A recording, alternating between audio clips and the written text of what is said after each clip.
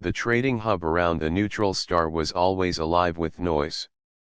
Ships of all shapes and colors came and went, docking for fuel, supplies, or trade. Voices filled the air, mixed with the hum of machinery and the rumble of engines. To many, this place was nothing more than a stop between journeys, but for workers like Terran, it was home. Terran was a cargo handler. His job was simple: move containers from one ship to another, check the labels, and make sure the right goods reached the right bay. It was hard work, but it paid enough for food and a small bed in the workers' quarters. He had no family here, no close friends either. Life was routine, but it kept him steady. That day was no different, or so he thought. Terran was late, returning from a short break. His supervisor, a broad alien with green skin named Brack, had warned him many times that being late would not be tolerated. Terran hurried across the docking bay, weaving through crowds of traders, pilots, and travelers. He had no time to waste. Then he saw her. Near the edge of the cargo lane, an old alien woman stumbled. She had thin silver skin and long robes that dragged against the floor. Her steps were unsteady, and before anyone could react, she collapsed to the ground. A few people turned their heads, but most ignored her. Some even walked faster, not wanting to get involved. Terran slowed down. His mind told him to keep moving. Brack was watching the workers closely today. If he was late again, there would be consequences. But his heart would not let him walk away. He stepped out of the lane and rushed to the fallen woman. "Are you hurt?" Terran asked, kneeling beside her. The woman tried to speak, but her voice was weak. She looked at him with eyes that shone faintly like starlight. Her hand trembled as she tried to push herself up. Without thinking, Terran slipped his arm under her and helped her sit up. "You should not be here in the cargo lanes," he said softly. "It is too dangerous." She gave a small smile. "Thank you, young one." Not many stopped to help anymore. Terran glanced around. Already, workers were staring at him. Brack was among them, arms crossed, his expression sharp and unforgiving. Terran knew what this meant, but he could not leave the woman lying there. He helped her to her feet slowly, making sure she was steady. "Do you have someone with you?" Terran asked. She shook her head. "I came alone. I wished only to see the ships. It has been long since I walked among the stars." Terran guided her to a bench near the wall, out of the way of rushing workers and traders. "Sit here and rest. I will bring you some water." The woman touched his hand lightly. "You are kind." But before he could answer, a loud voice cut through the air. "Terran!" Brack stormed forward, his heavy boots striking the floor. "What are you doing? The cargo is waiting. You leave your duty to play caretaker for strangers." Terran stood slowly. "She fell, Brack. I could not just walk past her." Brack's eyes narrowed. "Your job is not to care for the weak. Your job is to move crates.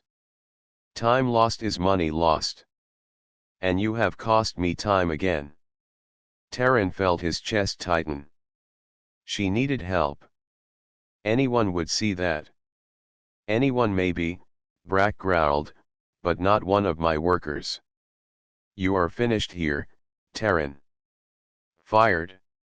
Take your things and leave this hub before the next shift begins."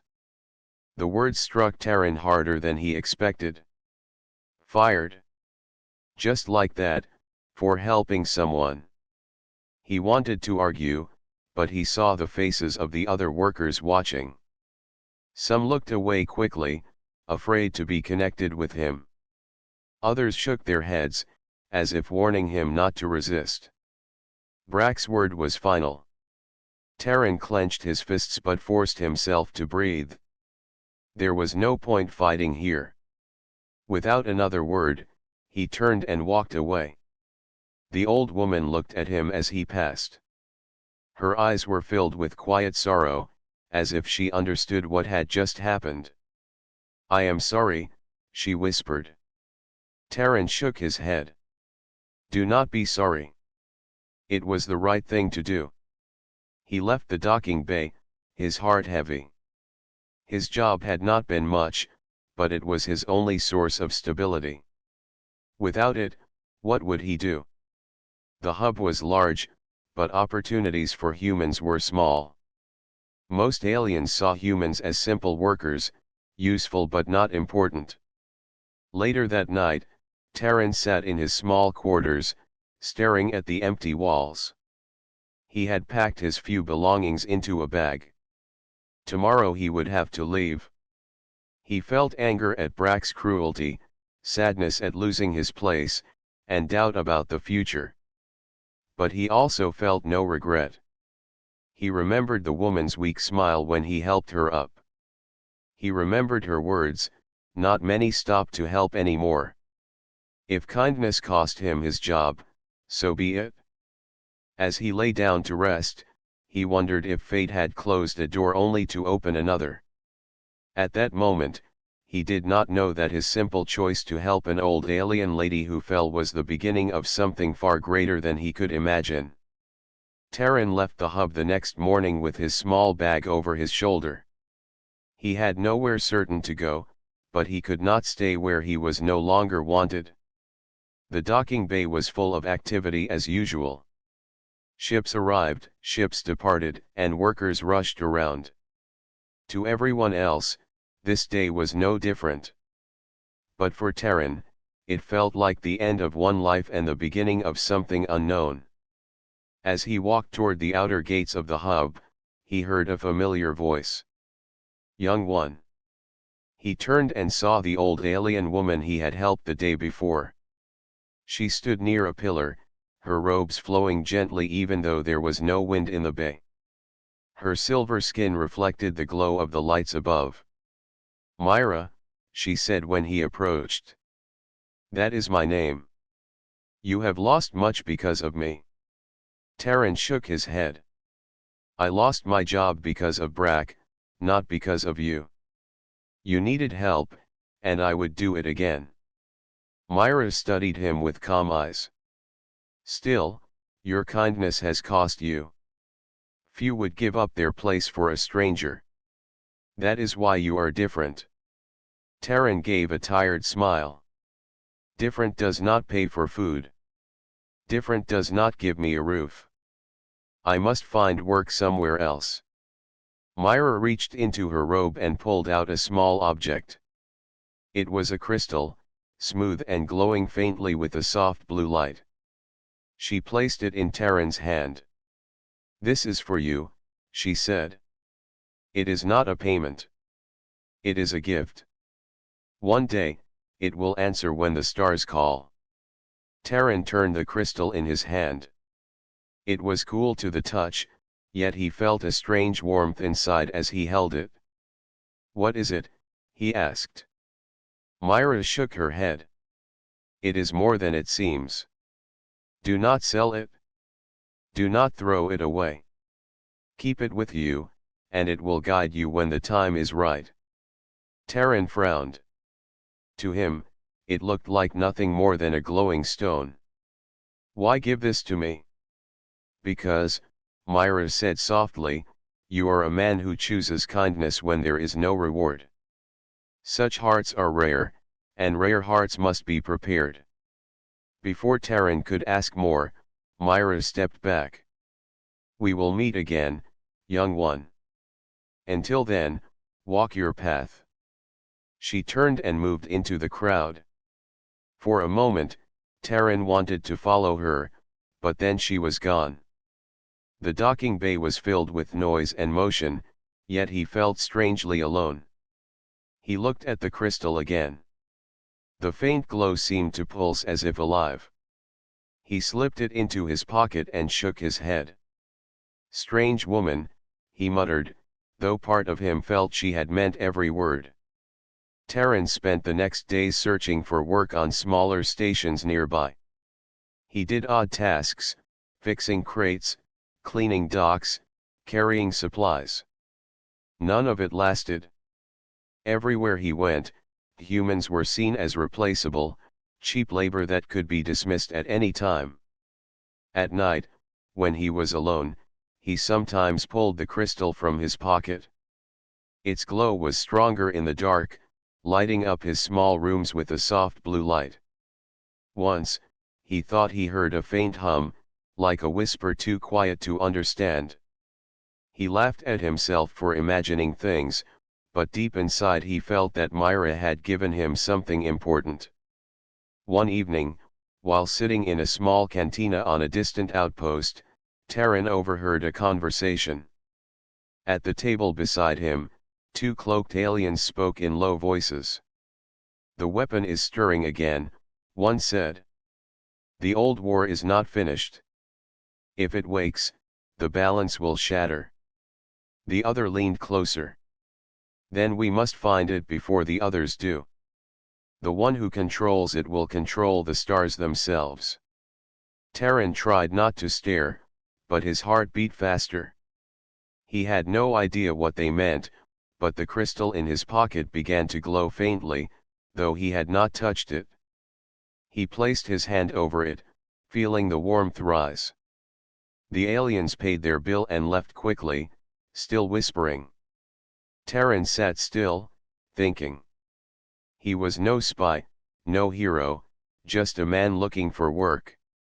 Yet the crystal seemed to react to the talk of this weapon. It was as if Myra had known he would hear this. Over the next weeks, Terran noticed more strange moments. The crystal glowed whenever he passed certain places, abandoned tunnels, old ruins near the edges of stations, or even when certain names were spoken. Once, when he was lost in a maze of corridors, the glow pulsed strongly, guiding him to the right path. At first, he thought it was luck. But luck did not whisper softly in his mind. Luck did not hum like a song he could almost hear. The crystal was alive, in its own way. Still, he did not tell anyone about it. He feared others might try to take it, and he did not even understand it himself. Myra's words stayed with him, "It will answer when the stars call." One night, Terran sat on the edge of a dock, staring out at the endless black of space. Stars glittered in the distance like a sea of fireflies. His bag sat beside him, his only belongings in the galaxy. "What am I doing?" he asked himself quietly. "Running from job to job, carrying crates, cleaning floors. Is this all I am meant for?" The crystal glowed in his pocket. He pulled it out and held it up against the stars. The blue light shimmered, brighter now than ever before. For a moment, he thought he saw shapes in the glow, patterns like maps, pointing to somewhere far away. Terran's breath caught. "Is this what you meant, Myra?" He had no answers. But for the first time in many years, he felt that perhaps his life was not just drifting from place to place. Perhaps fate truly had bigger plans. He closed his hand around the crystal and stood.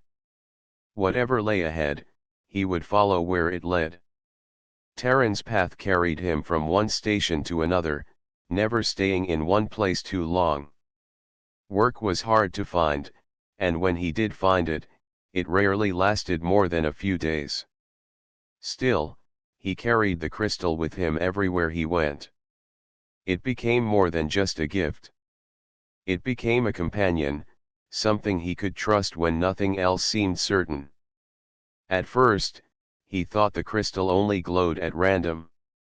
But over time, he noticed a pattern. It was not random at all. The glow appeared when he was near places or people connected to secrets. It reacted when voices whispered of hidden things. It pulsed like a heartbeat whenever danger was close. One evening, Taran found himself in a crowded market on the station called Haroon Gate. The air was thick with the smell of spice and burning oils. Merchants called out their offers, waving their hands or their tails or their wings.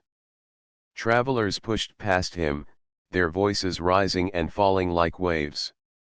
Taran stopped by a small stall to buy a piece of bread. As he paid the vendor, the crystal in his pocket warmed.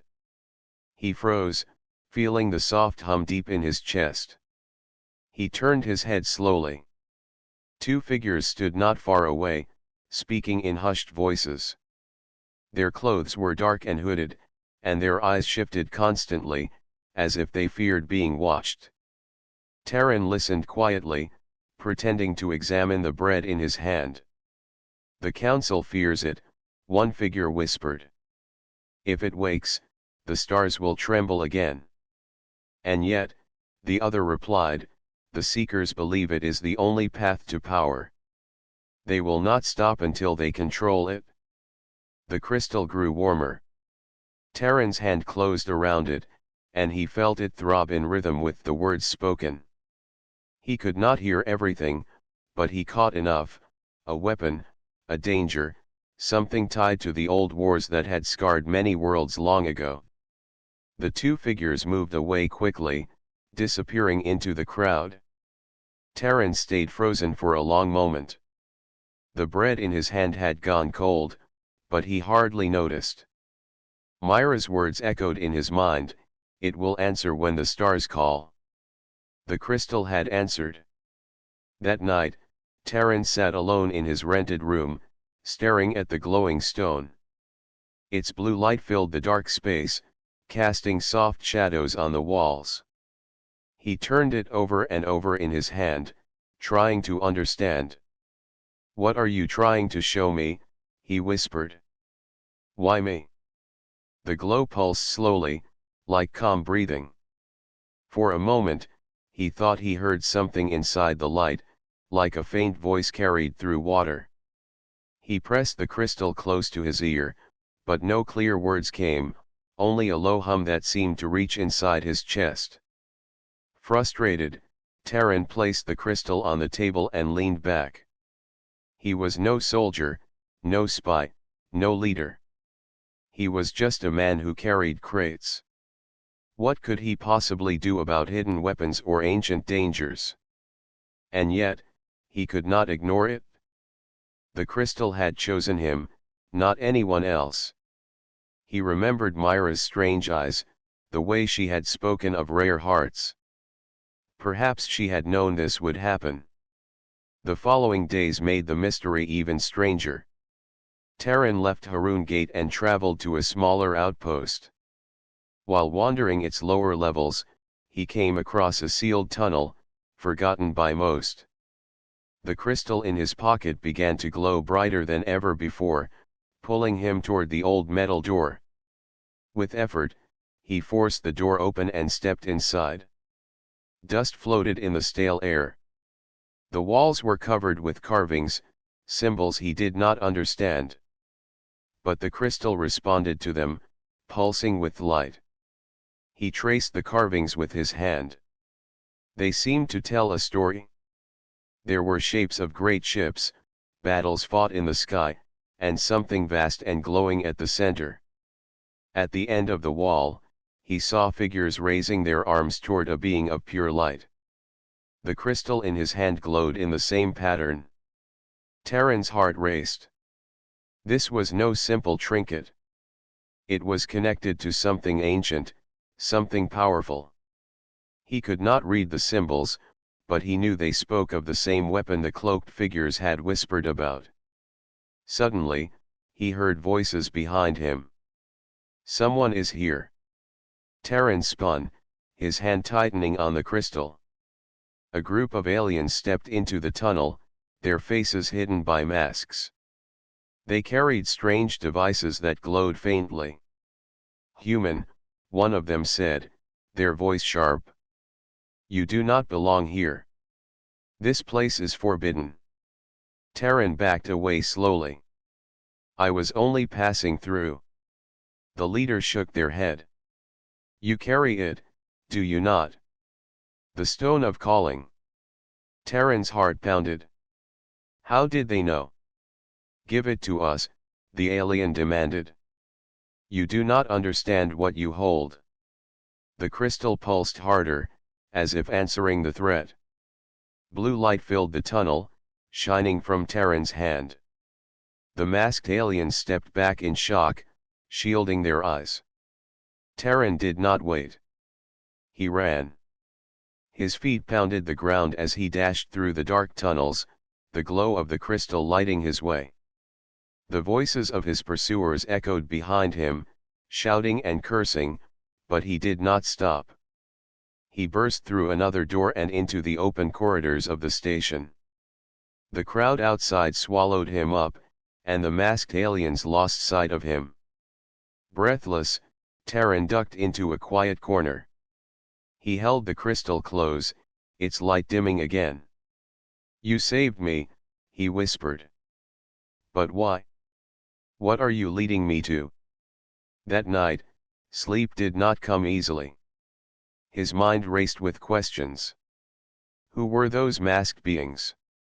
How did they know about the crystal? What was the weapon they feared and sought at the same time? More than anything, one thought kept returning. Myra had chosen him to carry the crystal. She had said it would answer when the stars called. Now, with each glow, with each hum, he felt the call growing stronger. He was no longer just a man searching for work. He was caught in something far larger than himself. And though he did not yet understand, he knew one thing for certain: he could not walk away. Terran stayed on the small outpost for only a few more days. After the masked aliens had chased him through the tunnels, he knew he was no longer safe there. The crystal had already drawn attention, and he feared more would come. So he bought passage on a transport ship heading deeper into the trade routes. The ship was crowded, filled with workers, merchants, and travelers. Terran kept to himself, sitting near the edge of the hold with his bag clutched close. At night, when most passengers slept, he would take out the crystal and watch its glow. Sometimes the light was steady. Other times, it pulsed like a living thing. He could not shake the feeling that it was guiding him somewhere, though he did not yet know where. On the third night of the journey, a conversation reached his ears. Two traders were speaking quietly nearby, unaware that Terran was listening. The factions are moving, one whispered. Each of them wants the relic. They say it can end wars with a single strike. The other nodded. The Seekers claim it belongs to them. The Council fears it. And the Guild wants to sell it to the highest bidder. Terran felt the crystal grow warm in his pocket. His chest tightened. So it was true, the alien factions were searching for the same thing Myra had spoken of. A relic, a weapon, something that should not be in the wrong hands. When the ship reached its destination, Terran stepped off into the vast station known as Luma Port. It was larger than any hub he had seen before. Towers of glass and metal stretched high above, their lights glowing like stars trapped inside. The air was filled with voices from every corner of the galaxy.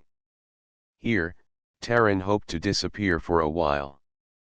But the crystal had other plans. That night, while exploring the lower decks, the crystal began to glow more brightly than ever. Its light leaked through the fabric of his pocket, drawing curious looks from those around him. Terran hurried into a deserted corridor and pulled it out. The blue glow spread across the walls, revealing faint markings hidden beneath the metal. He traced the glowing lines with his fingers. They formed symbols similar to the carvings he had seen in the old tunnel on the other outpost. The crystal pulsed faster, guiding his steps. He followed the trail until he reached a sealed chamber. With a low groan, the door slid open, as if the crystal itself had unlocked it. Inside was a forgotten archive. Dust coated the consoles, and the air was heavy with silence. Terran moved cautiously, holding the crystal high. Its light reflected against the walls, showing more symbols, more stories of the past. He activated one of the consoles, surprised when it still responded. A projection filled the air. It showed a vast war across the stars, ships burning, worlds shattered. At the center of it all was the same figure of light he had seen carved into the tunnel wall. The projection spoke in a language Terran could not understand. Yet as he held the crystal, the words shifted, becoming clear in his mind. The heart of stars, the voice said. Born of light. Feared by many, guarded by few. It chooses only those who act with selfless will. All others it rejects. To misuse it is to bring ruin upon all. Terran stared, his breath caught in his throat. The relic was no simple weapon. It was alive, in some way. And it could choose who would wield it. Before he could think further, the sound of footsteps echoed behind him. He spun, clutching the crystal tight. A group of armored figures entered the archive. Their leader, tall and cloaked in red, stepped forward. So, the leader said. The human has found the chamber. Give us the crystal. Terran backed away. Why do you want it? What is this heart of stars? The leader's eyes glowed faintly under the hood. It is the power to rule the galaxy. It belongs to those strong enough to take it. You are nothing. A stray worker holding something beyond you. Hand it over. The crystal flared in Terran's hand, its light filling the chamber. The armored figures shielded their eyes. Terran felt a strange strength flow through him, not his own, but drawn from the crystal. He raised it high, and the light grew so bright that the intruders staggered back. Taking his chance, Terran dashed past them, the glow lighting his way through the dark corridors. The figures shouted behind him, but none dared chase too close. The light burned them like fire. Terran did not stop running until he reached the crowded market decks. He ducked into a small shop and leaned against the wall, breathing hard. His heart raced, but he was alive. The shopkeeper, a lizard-like alien named Doro, tilted his head. You look like you ran from the end of the world. Terran forced a weak smile. Something close. Doro studied him for a moment, then shrugged. As long as you pay for what you take, I do not care. Terran bought a small drink and sat in the corner, trying to steady himself. The crystal was quiet now, its glow faint once more. He could still hear Myra's voice in his memory, rare hearts must be prepared. Now he understood more clearly. The factions wanted the relic because they thought it was a weapon of power. But the truth was different. The heart of stars was not meant for power. It was meant for someone chosen, someone selfless. And for some reason, it had chosen him. That night, as he lay in a rented bunk, Terran thought about his journey. He was hunted now. Factions across the stars would come after him. He was no longer a nameless worker. He carried something that could change the galaxy. He closed his eyes, holding the crystal against his chest. I never asked for this, he whispered. But if it has to be me, then I will not run forever. The crystal pulsed once, softly, like an answer. Terran woke before the station lights shifted to morning. He had not slept much. Every time he closed his eyes, he saw the glowing figure from the archives and the masked pursuers who wanted the crystal. He knew it was only a matter of time before they found him again. He packed his few things and left the bunkhouse quietly. The market deck was already stirring. Traders prepared their stalls, workers shouted orders, and food vendors filled the air with the smell of baked bread and spices. For a moment, it felt almost normal. But the crystal in his pocket was warm, and that warmth reminded him of the danger close behind. Terran tried to slip through the crowd unnoticed, but he was not as invisible as he hoped. Across the market, a group of armored figures appeared. Their cloaks marked them as seekers, one of the factions hungry for the relic. Their eyes swept the crowd until they landed on him. "There," one shouted. Terran's heart jumped. He ran. The market erupted into chaos as he pushed past vendors and startled shoppers. Stalls toppled, crates crashed to the ground, and voices shouted in anger. The seekers followed, their boots striking the floor with heavy rhythm. Terran darted into a side corridor, hoping to lose them. But the sound of pursuit echoed close behind. He turned corner after corner, searching for escape. Just as the seekers drew near, a door slid open beside him. Inside, a voice hissed. Terran had no time to think. He rushed into the dark room, and the door shut behind him. The sound of the seekers thundered past outside, fading into the distance. When silence returned, Terran turned to see who had helped him. A thin man stood there, his hands stained with grease, his clothes patched with burn marks.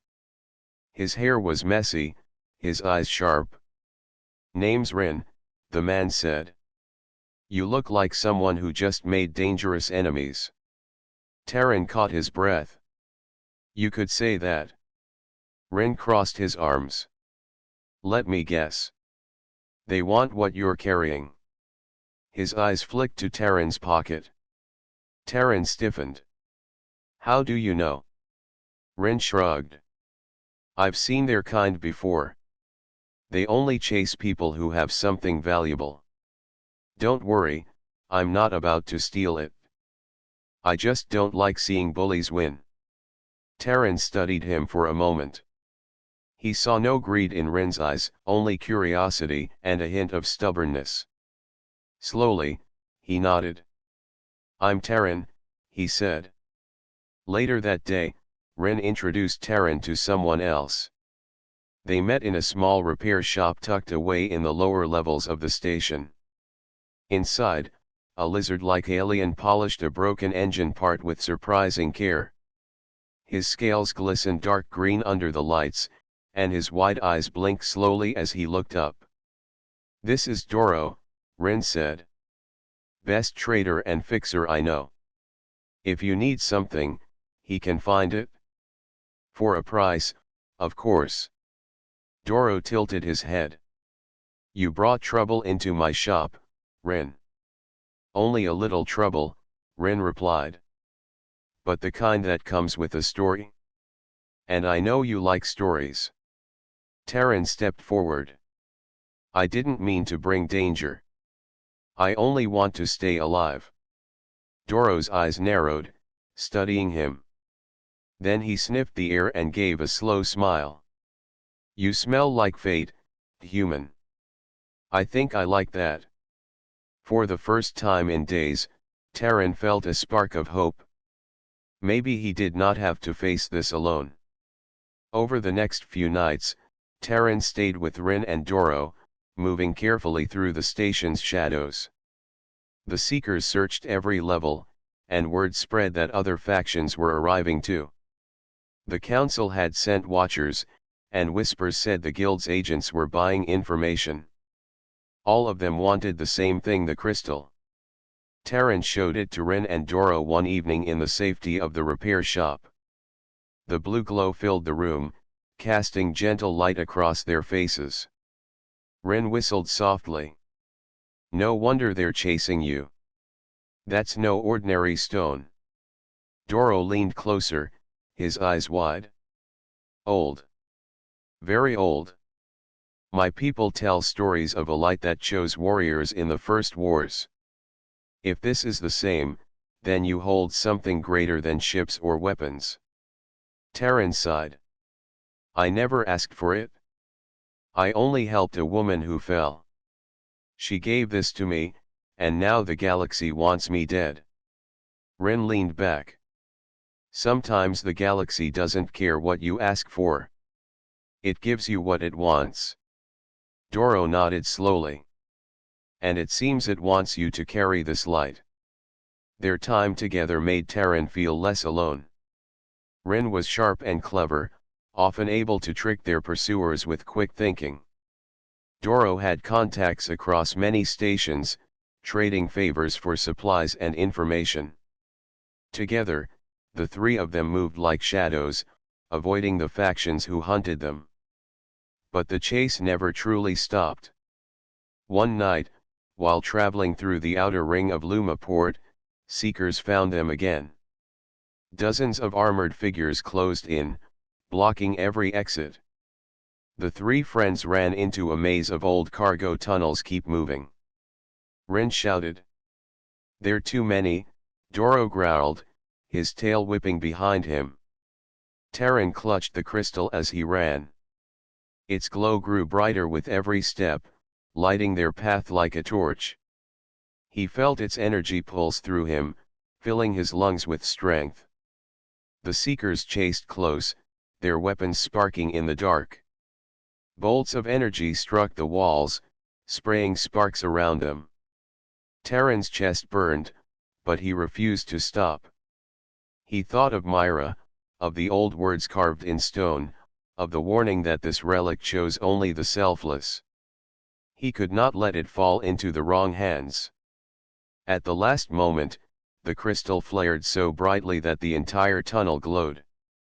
A hidden door slid open, revealing a passage none of them had noticed before. This way! Terran shouted. The three of them dove inside, and the door shut behind them. The light dimmed, leaving them in silence. Ren laughed breathlessly. Your stone has better ideas than I do. Doro nodded slowly, eyes wide. It is guiding you. Us. To where it wants us to go. Terran held the crystal close, his heart pounding. Then we follow. Whatever lies ahead, this is the path. That night, as they rested in the hidden passage, Terran looked at his companions. Ren was tinkering with a small device, muttering about improvements. Doro was curled in the corner, humming a low tune from his people. Terran realized he was no longer alone. The chase had forced them together, but something deeper held them now. They were not just allies. They were friends, bound by danger and by trust. And as the crystal pulsed gently in his hand, Terran felt certain of one thing. Their journey was only beginning. Terran, Ren, and Doro moved cautiously through the hidden tunnels beneath Luma Port. The crystal glowed steadily in Terran's hand, casting soft light on the walls around them. Every shadow seemed alive, every echo a potential threat. The factions hunting them were relentless, but the crystal guided their path with a silent certainty.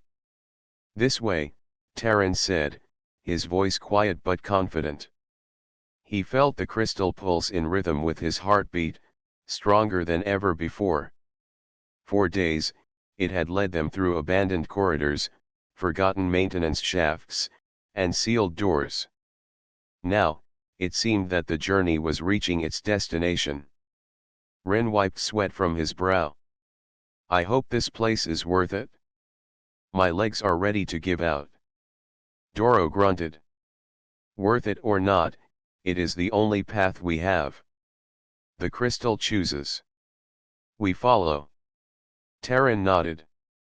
They walked in silence for a few more minutes until the walls opened into a vast chamber. The space was enormous, stretching far above their heads and deep below their feet. At the center, bathed in a soft blue light, lay the relic itself. It was neither machine nor statue, but something alive. A being of energy and light, its form constantly shifting, radiating power that seemed both gentle and immense. It hovered slightly above the ground, pulsing in rhythm with the crystal in Terran's hand. Terran's chest tightened.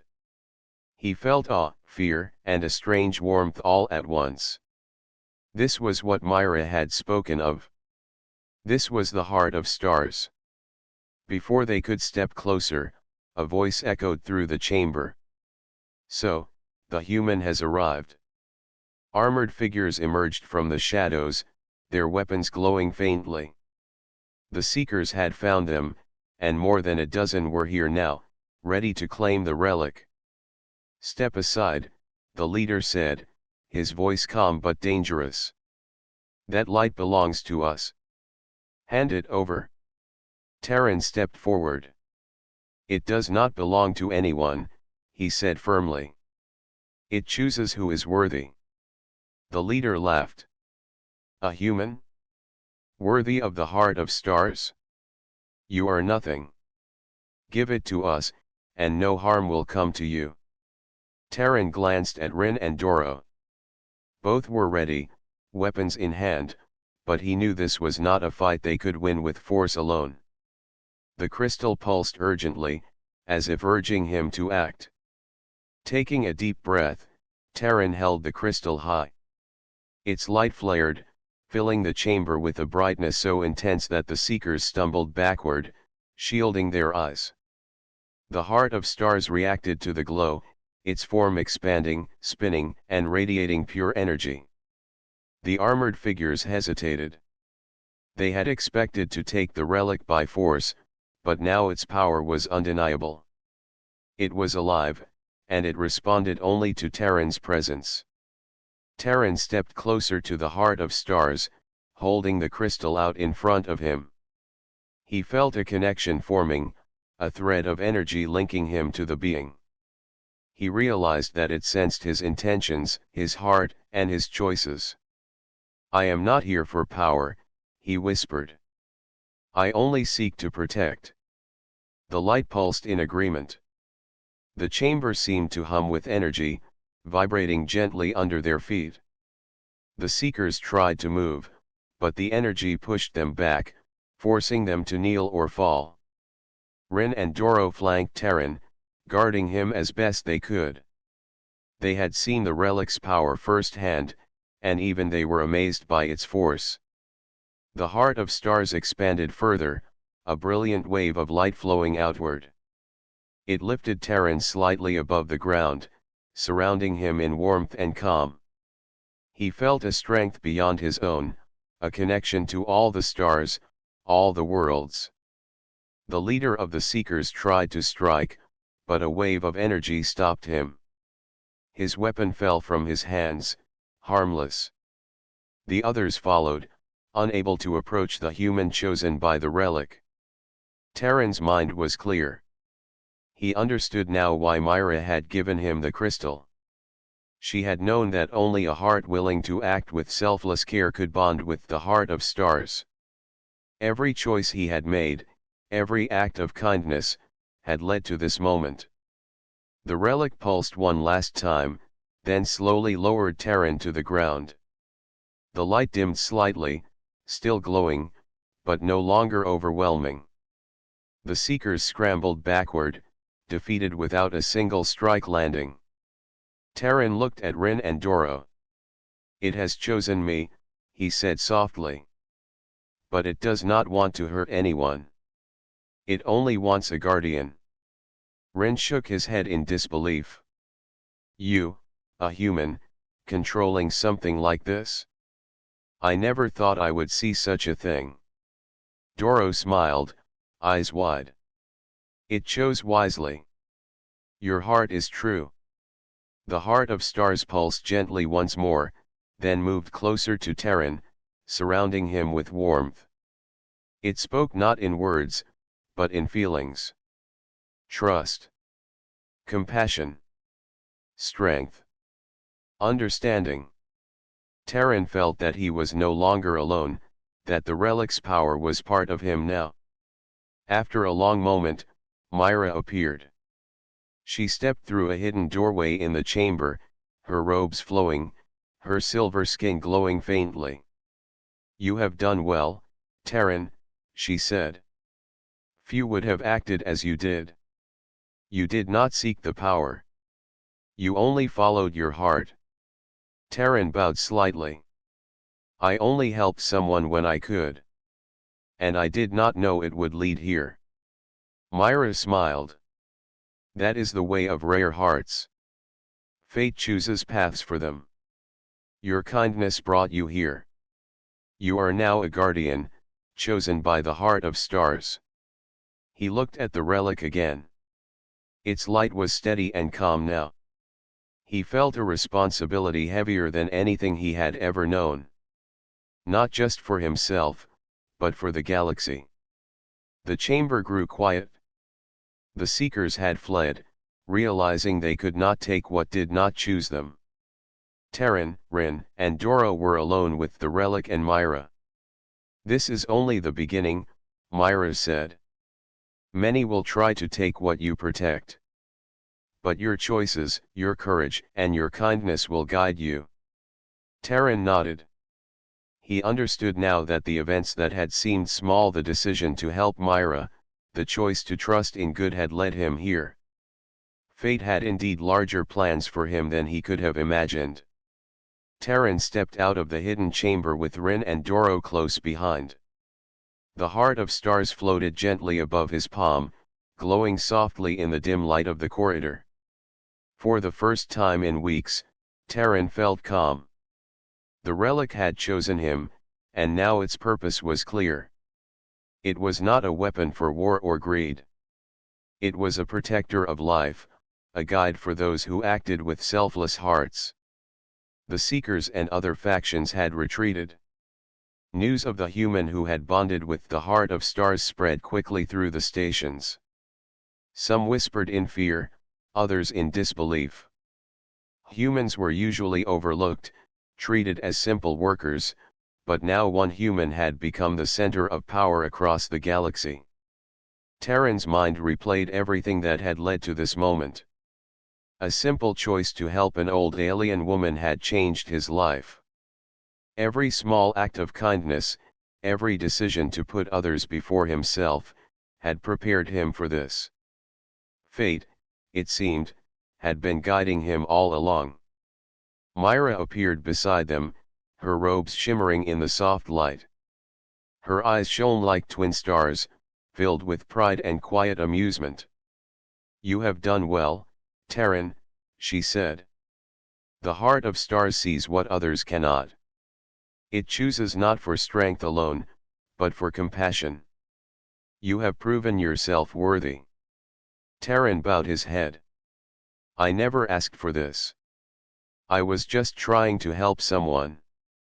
Myra smiled. "And that is why you were chosen. True guardianship begins with small, selfless acts. You will learn that your choices now ripple across the galaxy." Rin, leaning against a wall, shook his head in wonder. "I still can't believe it. All this power, and it's in the hands of a human." Doro nodded slowly. "The relic has chosen wisely. Terran's heart is honest. That is more important than strength or strategy." Terran looked at the heart of stars. Its glow reflected in his eyes. He realized that responsibility was heavy. The galaxy would not simply leave him in peace. Factions would try again. Others would challenge him. But he also felt a deep sense of purpose. Their first task was to secure the relic. Using Doro's contacts and Rin's knowledge of the stations, they moved quietly between safe points, keeping the heart of stars hidden from view. The crystal Myra had given him remained close, helping him sense danger before it arrived. Along the way, Terran noticed something remarkable. Even strangers who saw the relic's glow or felt its presence treated him differently. Not with fear or hatred, but with respect and trust. It was as if the heart of stars communicated through him, showing others the value of kindness and integrity. "This power is unlike anything I imagined," Terran said one night as they rested in a hidden alcove. "It doesn't just protect. It inspires." Rin nodded. "I've never seen anything like it. You're changing the way people see humans. You're showing that we can do more than we think." Doro smiled. "It is not just about humans. It is about hearts. Yours led us here, Terran. Yours guided the heart of stars." Terran felt a warmth in his chest. He understood now that this was not a burden alone. His friends had risked their lives for him. Together, they could face any challenge. As weeks passed, word spread across the galaxy. Other factions, once arrogant and dismissive of humans, approached cautiously. They no longer saw Terran as a simple worker. They saw him as someone who had been chosen by the heart of stars, a being whose presence could influence the course of events. Terran met with leaders, negotiators, and travelers. He did not seek power, but he spoke firmly about protection and fairness. The heart of stars pulsed gently with him, lending weight to his words. It was clear to all who met him that this human acted from a place of honesty and courage. One evening, while looking out at the endless stars from the observation deck of a large station, Terran reflected on his journey. He had begun with nothing but a job and a simple heart. Now he carried the future of many worlds in his hands. "I never imagined it would come to this," he said softly to Rin and Doro. "I only helped an old woman once, and now," Rin laughed.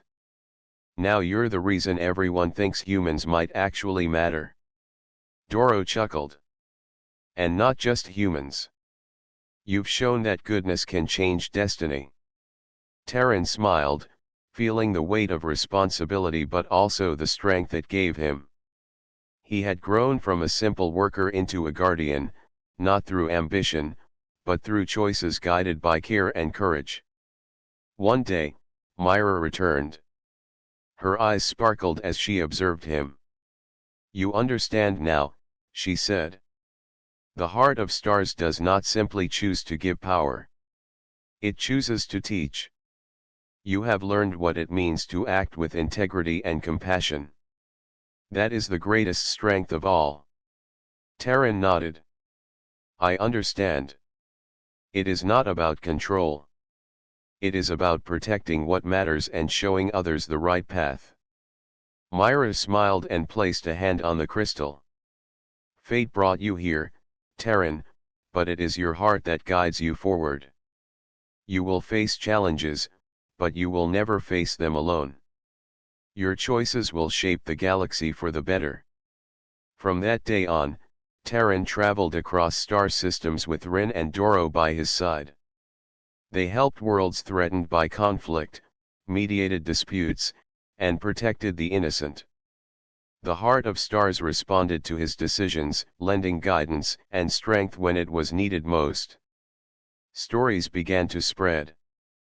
Humans, once overlooked, were now seen as beings capable of great courage and wisdom.